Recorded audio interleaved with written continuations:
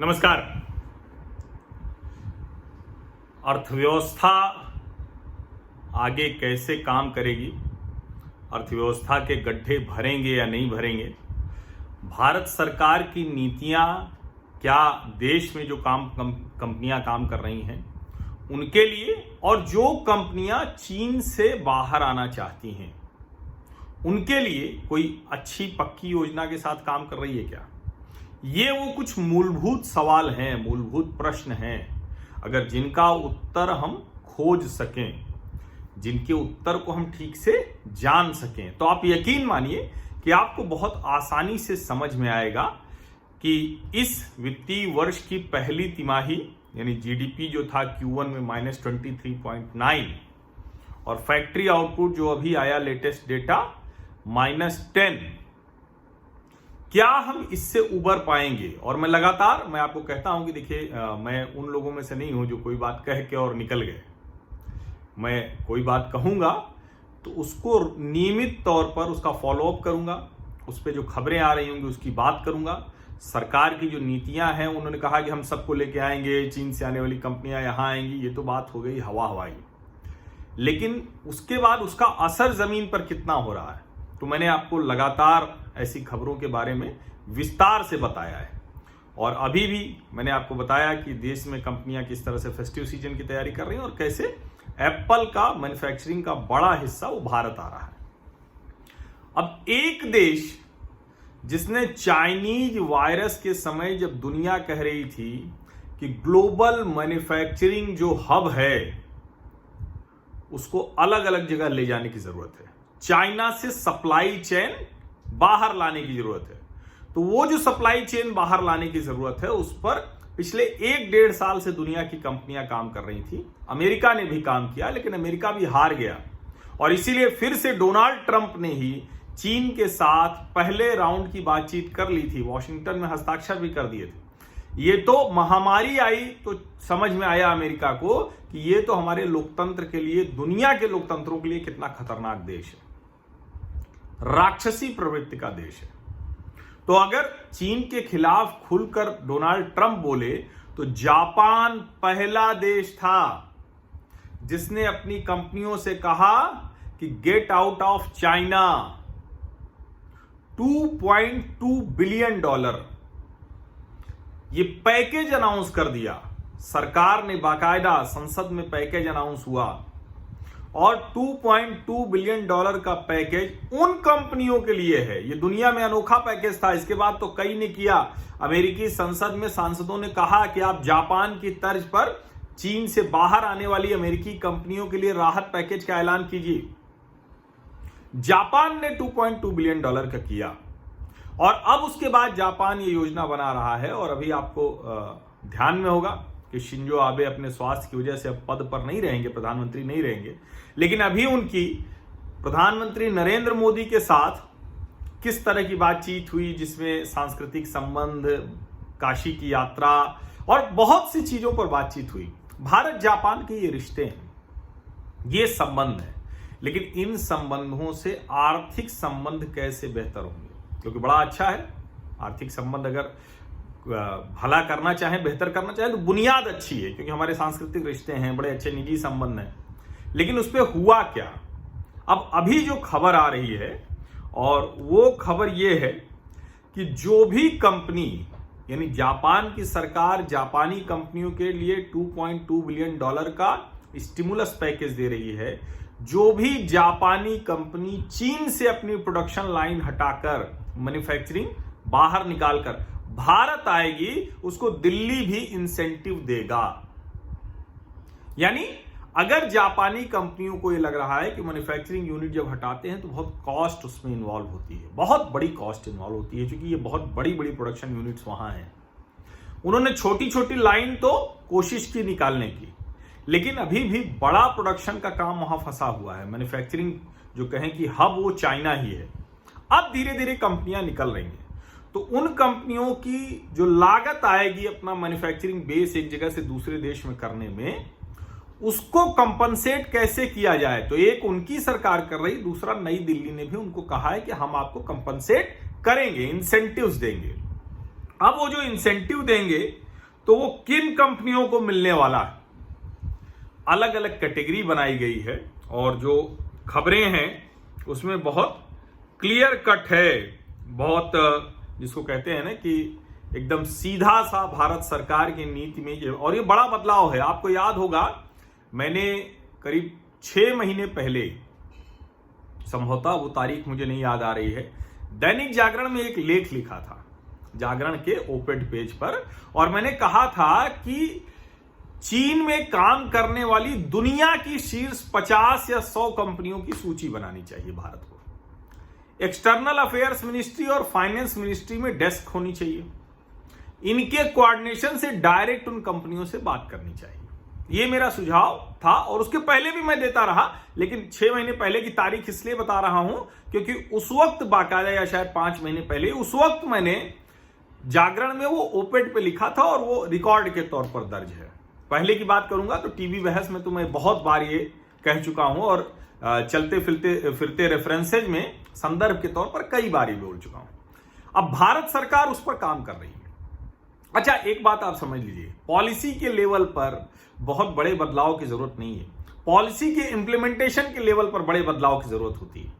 और ये जो छोटी छोटी चीजें होती है, इसीलिए मैं कहता हूं कई बार कि फाइनेंस मिनिस्ट्री में बैठे हुए लोग, कई लगता है कि कुछ उस समझ के साथ काम नहीं करते हैं। नीतियां बना देने भर से कुछ नहीं होता है। इतना बड़ा स्टिमुलस पैकेज 21 लाख करोड़ का है, उसको धरातल पर कैसे उतारेंगे, ये बड़ी चुनौती होती है, ये इंप्लीमेंटेशन कराना होगा। अब सरकार ने 3 श्रेणियां बनाई भारत सरकार ने, और जो मैंने पहले भी कहा था कि ये करना चाहिए, ये मेरा मौलिक सुझाव था, लेकिन अब खबर आ रही तो मैं उसको बता रहा हूं। मुझे भी अच्छा लग रहा है कि चलिए किसी भी तरह से बात पहुंची, काम हो रहा है। जो कंपनी भारत में है ही नहीं, जापान की, सबसे ज्यादा प्राथमिकता उस कंपनी को, यानी मान लीजिए कि कोई ऐसी कंपनी है जिसका भारत में कोई काम नहीं है, कोई मैन्युफैक्चरिंग लाइन नहीं है, कोई उनका ऑफिस नहीं है, तो उनको सबसे पहली प्राथमिकता। दूसरा, जिन कंपनियों ने, मैंने आपको बताया था कि चूंकि कॉस्ट बहुत इन्वॉल्व होती है मैन्युफैक्चरिंग सेटअप हटाने में, एक देश से दूसरी जगह छोड़िए, एक शहर से दूसरी शहर ले जाने में, या एक ही शहर में दूसरी मैन्युफैक्चरिंग यूनिट डालनी हो तो बड़ी दिक्कत हो जाती है। अगर आप रेंट पे मैन्युफैक्चरिंग यूनिट डालते हैं और उसके बाद जब उसको चेंज करते हैं तो बड़ी मुश्किल होती है, और आपने खरीद रखा है तो उस प्लॉट का वो दाम नहीं मिलता है। इंडस्ट्रियल एरिया का बता रहा हूं, उससे समझने में आपको आसानी होगी। जो कारोबारी यहां कारोबार कर रहे हैं तो उनको समझ में आएगा कि ये चाइना से मैन्युफैक्चरिंग यूनिट्स का किसी भी देश में जाना, भारत या दूसरे किसी भी देश में जाना कठिन कितना है, मुश्किल कितना है। तो पहली प्राथमिकता उन कंपनियों को जिनका कोई काम धाम यहां नहीं है, बिल्कुल कोई कंपनी नहीं। दूसरी कौन सी कंपनियां होंगी? दूसरी वो कंपनियां जो कॉस्ट इन्वॉल्व उनको लगा, लेकिन पिछले 2-2.5 साल से अमेरिका और चीन के बीच में युद्ध चल रहा था, कारोबारी युद्ध, वैसे युद्ध भी चल रहा है, और उसके दौरान उन्होंने छोटे छोटे वर्टिकल्स बाहर निकाल लिए। ताइवान गए, वियतनाम गए, थाईलैंड गए, इंडोनेशिया गए, मलेशिया गए, भारत आए।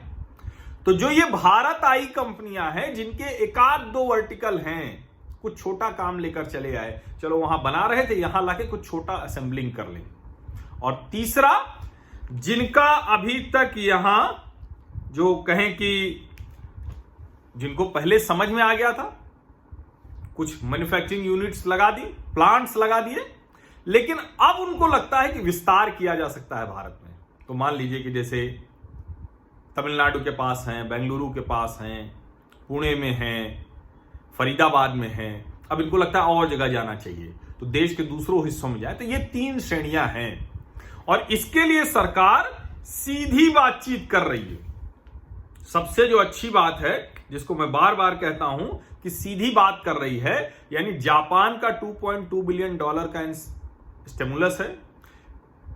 इंडियन गवर्नमेंट, नई दिल्ली ने भी कहा कि हम आपको इंसेंटिव देंगे, कंपनसेट करेंगे, आपकी कॉस्ट जो आ रही है, जो कि कॉस्ट इन्वॉल्वमेंट बहुत होता है, तो उसको हम करेंगे। और सीधे बातचीत हो रही है, यानी इन कंपनियों के साथ एक जो कहते हैं ना कि उसमें कोई बिचौलिया नहीं है, कैबिनेट सेक्रेटरी की अगुवाई में हाई पावर्ड कमेटी है जो सीधे बात कर रही है। देखिए, सरकारें अगर इस तरह से काम करने लगे ना तो सरकारी नौकरियों के ऊपर जो कामचोरी का, सरकारी नौकरियों पर ज्यादा तनख्वाह लेकर कम काम करने का ये सब आरोप लगता है, ये सब लगना बंद हो जाए। और इसीलिए जो ये उनकी तरफ से सब्सिडी आ रही है, और देखिए इसमें लिखा हुआ है कि इस ग्रुप में सभी महत्वपूर्ण विभागों के मंत्री और सचिव होंगे। मंत्रियों को भी इसमें शामिल किया जाएगा सलाह के लिए। और जो department for promotion of industry and internal trade, ये इसका वैसे भी वही काम है, ये कुल मिलाकर इनके बीच समन्वय का काम करेगा। और चूंकि जो कंपनियां जो नहीं है यहां, उसमें निंटेंडो, हिताशी मेटल्स, ताइशो फार्मा, मिजुनो, ये वो कंपनियां हैं, ओनो फार्मा, ये वो कंपनियां हैं जिन कंपनियों को भारत लाने के लिए भारत सरकार सीधे बातचीत कर रहा है। तो अर्थव्यवस्था के गड्ढे भरेंगे क्या, संकेत कैसे हैं, वो मैंने 2 ही पैमाना बताया, इसको आप पकड़ लीजिए। अपने इलाके में, अपने क्षेत्र में आपके यहां क्या हो रहा है, और बाहर से कंपनी जो आ रही है उसके लिए सरकार क्या कर रही है। वो आपका लोकल एडमिनिस्ट्रेशन हो सकता है, स्टेट गवर्नमेंट हो सकती है, सेंट्रल गवर्नमेंट हो सकती है। सेंट्रल गवर्नमेंट मतलब फर्स्ट लाइन है, जो सीधे लेके कंपनी आएगी क्या, उसके बाद वो आ गई तो क्या सब महाराष्ट्र, तमिलनाडु, कर्नाटक, गुजरात इसी सब में चले जाएंगे। उसके बाद दूसरे राज्य कैसे लेके आएंगे, राज्य में भी आ गए तो क्या उत्तर प्रदेश में आए तो सब नोएडा, गाजियाबाद ही रह जाएंगे, उससे आगे कैसे जाएंगे।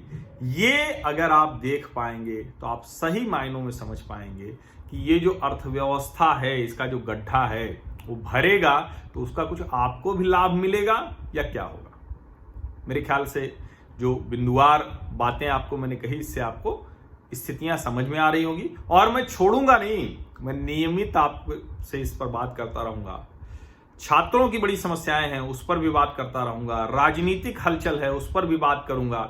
समाज के हर पहलू की चर्चा इस चैनल पर होगी, हर पहलू की, कुछ छूटेगा नहीं यहां। लेकिन कृपा करके आप लोग जब एक बात कर रहे हो तो दूसरे को करके ये मत कहिए। और जब मैं ये सब कह रहा हूं तो मैं वो फर्जीवाड़ा नहीं कहूंगा कि आज मैं बड़ा किसान के लिए चिंतित हूं, आज मैं छात्र के लिए चिंतित हूं, आज मैं मजदूर के लिए चिंतित हूं, आज मैं ये सब नहीं करूंगा। ये सब उसके हिस्से हैं, समाज की बात करते हैं। मैं तो बार बार गांव की बात कर रहा हूं, मैं तो 1.25 महीने गांव रह के आया अभी, और फिर आता जाता रहूंगा। तो मैं बहुत अच्छे से जानता समझता हूं। और मैं आपको बता दूं, सबसे सुखी इस वक्त गांव वाले हैं, सबसे सुखी इस वक्त किसान हैं। इस महामारी के दौर में सबसे कम उनके ऊपर बुरा प्रभाव पड़ा है, सबसे कम। चलिए ये बात यहीं रोकते हैं। तो आप इंतजार कीजिए कि ढेर सारी बड़ी बड़ी चाइनीज कंपनी वो आएंगी, और उनको देखते रहिए। रोजगार की तलाश में जो लोग हैं वो उन कंपनियों पर नजर रखें, क्योंकि वो आएंगी तो उनको काम तो यहीं के लोगों से लेना पड़ेगा। बहुत बहुत धन्यवाद। और एक अपील जो मैं फिर से कर देता हूं कि आप लोग सब्सक्राइब जरूर कर लीजिए, नोटिफिकेशन वाली घंटी जरूर दबा दीजिए। आपको लगता है कि इसको दूसरे लोग देखना चाहेंगे तो उनको ये वीडियो भेजिए। सोशल मीडिया प्लेटफॉर्म्स पर इस वीडियो को साझा कीजिए ज्यादा से ज्यादा, और कोशिश कीजिए कि कुछ जैसे ये जिस तरह की खबर है उसके हैशटैग के साथ साझा करेंगे तो बहुत अच्छा होगा। ये सब आप करेंगे तो मेरे सामाजिक परिवार की ताकत बढ़ेगी। और जब मैं मेरे कह रहा हूं तो उसमें हम सब शामिल हैं, ये हमारा सामाजिक परिवार है। और उसके साथ जो मैं हमेशा जोड़ता हूं कि ये चैनल में ज्वाइन बटन मैंने नहीं लगाया है, आगे भी लगाने का कोई इरादा नहीं है। लेकिन बहुत ढेर सारे लोग सीधे मुझे आर्थिक मदद करते हैं, मासिक तौर पर और नियमित तौर पर भी। उन सभी लोगों का बहुत बहुत आभार। और आप में से कोई भी चाहता है तो सीधे आर्थिक मदद करने के लिए वैसे तो इसके डिस्क्रिप्शन में तरीके लिखे हुए हैं, लेकिन अगर आप चाहते हैं कि मेरे खाते की जानकारी सीधे, तो नीचे जो डिस्क्रिप्शन में एक नंबर है, मोबाइल नंबर जो आपको दिख रहा होगा 10 डिजिट का, वो मेरा मोबाइल नंबर है। उस पर व्हाट्सएप करें अपना नाम और कहां से हैं। और अगर आप आर्थिक सहयोग करना चाहते हैं तो वो भी इच्छा जरूर लिखिएगा, क्योंकि नाम और कहां से हैं ये लिखकर भेजेंगे तो मैं आपको अपनी ब्रॉडकास्ट सूची में जोड़ दूंगा, जिससे आपको पता लगेगा कि कब नया वीडियो आ रहा है, कब मैं किसी टीवी चैनल पर हूं या कब लाइव आ रहा हूं। बहुत बहुत धन्यवाद आप सभी लोगों का। और हमारे सामाजिक परिवार की ताकत बनी रही तो निश्चित तौर पर पॉजिटिव इंडिया, सकारात्मक सार्थक भारत को आगे बढ़ाने में हम सफल होंगे। तो 21वीं शताब्दी में इसको विश्व गुरु बनने की बात करते हैं, तो उसकी तरफ हम कुछ कदम हम भी अपना गिलहरी योगदान दे सकेंगे। बहुत बहुत धन्यवाद।